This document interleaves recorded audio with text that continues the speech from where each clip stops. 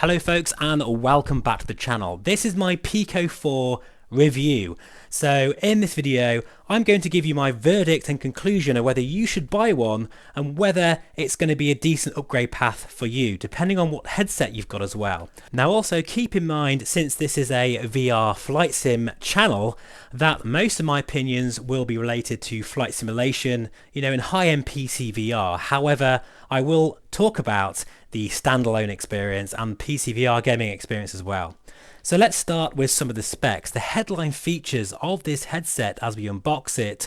Well, it's obviously both a standalone and PC VR headset via a USB-C cable or Airlink, and it's powered by a Qualcomm XR2 chipset with 8 GB of RAM, and the resolution of those displays is 2160 by 2160, very much the same as a Reverb G2, so it's a very high resolution headset. And especially when you consider that the Pico 4 has pancake lenses, which means that the display clarity is at least 75% of the entire image. Gone are those awful Fresnel-based concentric rings that give you a small sweet spot with all of the peripheral vision being completely blurry, like the Reverb G2. I also really liked how the tracking ring was completely out the way, which meant holding a weapon, for instance, is a lot easier because you don't have to keep banging the controllers around with the rings.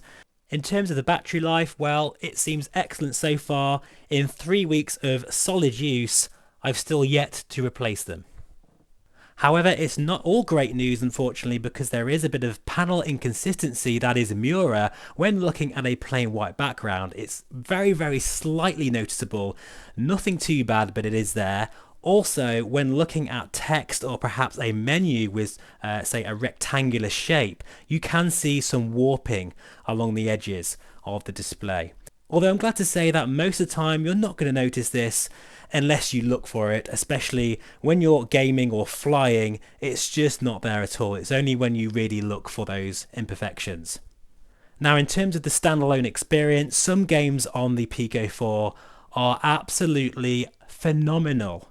And I truly mean that. For instance, Red Matter 2, which has been specifically optimized for the Pico 4, it actually feels like a PC VR game.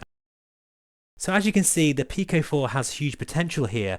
However, there are some games, particularly Quest 2 ports like Walkabout Mini Golf and maybe After the Fall, that do look quite grainy and blurry, and I don't know why that is the case. It's such a shame because this headset is capable of a lot more than the Quest 2, even on standalone.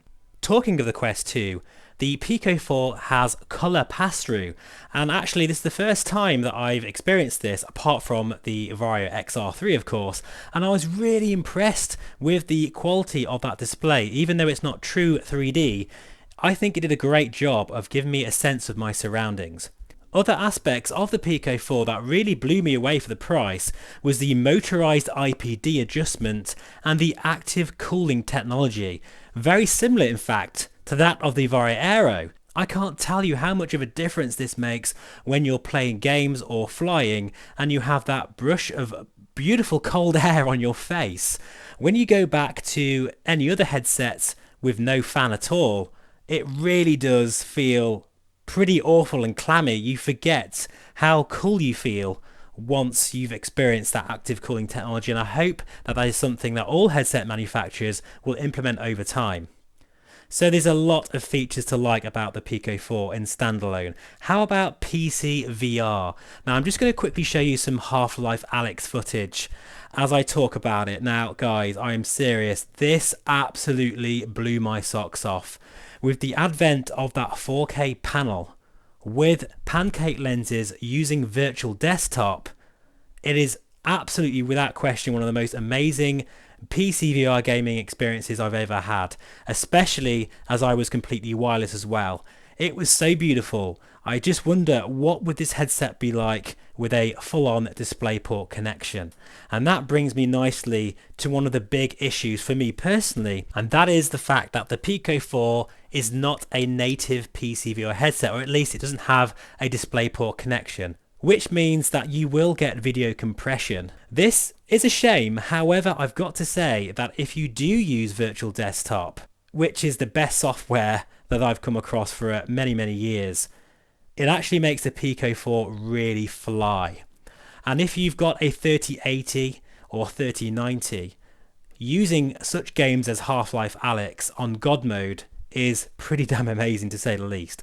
Now this brings me to my final and perhaps the most important part of this whole review, and that is, what is it like when using flight simulators like Microsoft Flight Simulator or DCS or X-Plane, for instance. I've tried them all on the Pico 4 using both my 10900K 3090 and 3070 Ti machine and my new 13900K running a 4090. Now basically my opinion is that if you do not have a very powerful system that is at least running a 40 series graphics card, particularly a 4090, then the Reverb G2 makes the most sense. In fact, I did a full video on this that I'll have linked in the description below.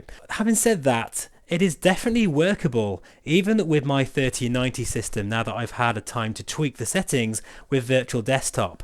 It is not as sharp as the Reverb G2, but it actually is about comparable to that of a Quest 2. Consider though that you've got pancake lenses, so it actually feels like that display is clearer simply because you're moving your eyes around more, because you've got 75% of that panel completely clear, which makes a huge difference. For 4090 owners, and this was the big shocker for me, I couldn't believe this, and I still, even now, can't believe I'm saying this, but with Virtual Desktop, I would actually recommend the Pico 4 over the Reverb G2 if you've got the power to run it, because those lenses are everything. And I've said this for years, it's not just about resolution, it's about the lenses on the VR headset. And in the Pico's 4 case, that is absolutely a huge benefit that you will enjoy, without a doubt. I think the only other things to mention are perhaps the comfort. Actually, I haven't talked about that yet. For me personally, I actually really do love the Pico 4. I can wear it for 2 hours, no problems at all. I think compared to the Quest 2 and even the Reverb G2, it's very well balanced with the battery in the back of the head strap. Although I do appreciate that many people out there are kind of struggling with the facial interface. Well, hopefully before too long there will be some VR accessories that I'll be able to show on the channel. And this is something that I think is important to note, that if you compare this to the Quest 2, well, the first thing I did is buy a new head strap, then I bought a new facial interface, and then a balancer kit, among other things as well. I think actually the Pico 4 out of the box is a lot more comfortable than the Quest 2, but it's not quite as comfortable as the Reverb G2, that must be said. So overall, I'm absolutely blown away with the Pico 4.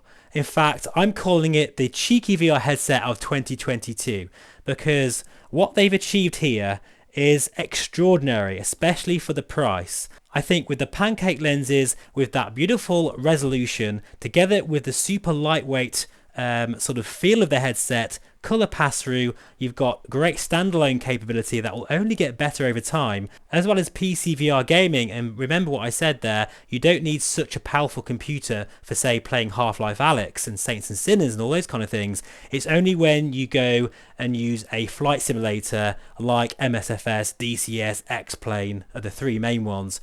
That's when you're going to need a huge jump in GPU power. Now I'm glad to say that this will be joining my fleet of VR headsets that I regularly show on the channel, that is including setup guides, accessories and just general sort of experiences with it, because I really cannot live without this now. From the pancake lenses, the active cooling technology, the color pass-through, as well as the excellent controllers, the comfort in my opinion is good. Even the audio, which I haven't mentioned, is definitely better than the Quest 2, and considering it is only piped out those straps, it's still very good. I think the whole package is fantastic, and as I say, you'll be seeing plenty more of the Pico 4 with reviews, comparisons, everything you want to know. In fact, please do let me know in the comments, what would you like to see in the future? But for now, I wish you a very Merry Christmas and Happy New Year. Thank you so much for watching. As always, I really do appreciate it. Please feel free to subscribe, and I'll see you again very soon. Bye bye for now.